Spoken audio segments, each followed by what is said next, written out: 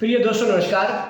भारतीय टुडे 21 से मैं आरपी पंडित आपके साथ हूँ। मेरे साथ इस समय हल्का इंद्री से कांग्रेस नेता सुनील कुमार जी हैं। पवार साहब, जिस तरह से 5 राज्यों में चुनाव का एक बहुत ज़्यादा जोर शोर था पूरे देश में, और हरियाणा के भी काफ़ी नेता 5 राज्यों के चुनाव में हिस्सा लिया, आपने भी लिया कई राज्यों में।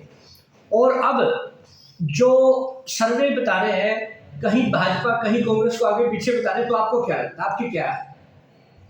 देखिए, अभी रिजल्ट 3 तारीख को हमारे सामने होगा जी। जिस तरीके से अलग अलग राज्यों के अंदर जहाँ पे भारतीय जनता पार्टी की सरकार थी, लोग भारतीय जनता पार्टी की नीतियों से पूर्ण रूप से रुष्ट नजर आए। जहाँ जहाँ पे कांग्रेस की सरकार थी वहाँ पे एक बड़ी तादाद वो गवर्नमेंट पॉलिसी से संतुष्ट नजर आई। आज पूरे देश के अंदर जो माहौल बना है, जिस तरीके से किसानों के 3 काले कानून, उनके खिलाफ किसान आंदोलन और महंगाई चरम सीमा पे होने के नाते हर घर की रसोई के ऊपर जो विपरीत प्रभाव पड़ रहा है, उनका पूर्ण रूप से असर हर राज्य के अंदर दिखाई दे रहा है। तो निश्चित तौर पे जहाँ पे भी जिन प्रदेशों के अंदर चुनाव हुए वहाँ पर कांग्रेस की सरकारें बनती नजर आ रही है।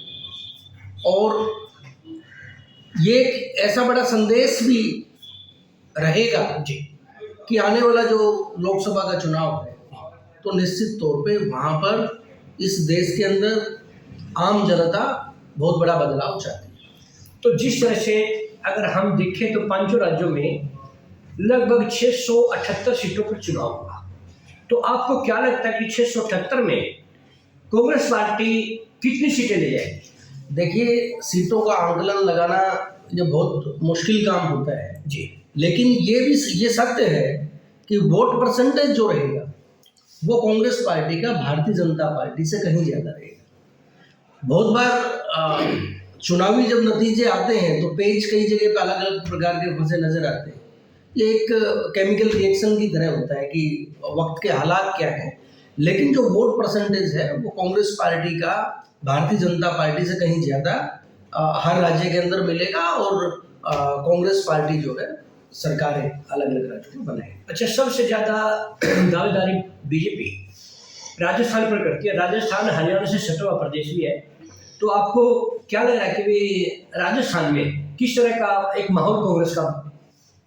देखिए, राजस्थान एक ऐसा राज्य है जहाँ पे वहाँ के मुख्यमंत्री अशोक गहलोत जी ने 25 लाख रुपए का हेल्थ बीमा, जो पूरे देश के अंदर किसी भी राज्य के अंदर नहीं है, उन्होंने देने का काम किया है। इसी तरीके से महिला सम्मान के लिए जो भत्ता वो गहलोत सरकार ने दिया, वहाँ पर कांग्रेस पार्टी ने दिया। तो इस तरीके से जो पूरे राजस्थान के हालात हैं, वहाँ की के अंतिम व्यक्ति को ध्यान में रखते हुए जो तत्कालीन कांग्रेस सरकार ने फैसले लिए, तो निश्चित तौर पे लोग उससे बहुत ज़्यादा प्रभावित हैं। और इसीलिए हमें नज़र आता है कि राजस्थान के अंदर बहुत अच्छी टक्कर रहेगी और सरकार बनाने की स्थिति रहेगी। तो देखिए, सुनील कुमार जी ने पूरे देश की में अंदर जिस टाइम राजनीति पर चर्चा करते 5 राज्यों के चुनाव नतीजे अपने पक्ष में आने को कहा, और कहा कि आज वर्तमान में भाजपा की नीतियों से लोग परेशान होकर कांग्रेस को वोट कर रहे हैं, इसी का फायदा इनकी पार्टी को मिलने वाला है, ऐसा कुमार जी का कहना है। तो अब 3 तारीख को जिस तरह के भी नतीजे होंगे उस तरह का फिर हम कुमार साहब से बात करेंगे। तब तक के लिए जय हिंद, जय भारत।